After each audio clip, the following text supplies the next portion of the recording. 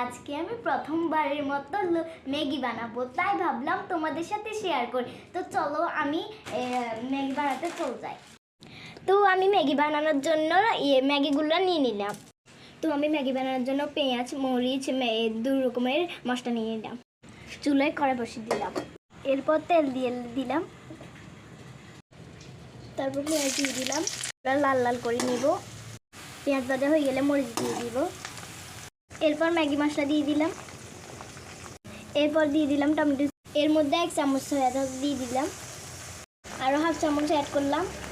এর মধ্যে 1 ডিম ভেঙে দিয়ে দিলাম, এটাকে ভালো করে মিশিয়ে দিলাম। কালারটা কি সুন্দর হয়েছে দেখো।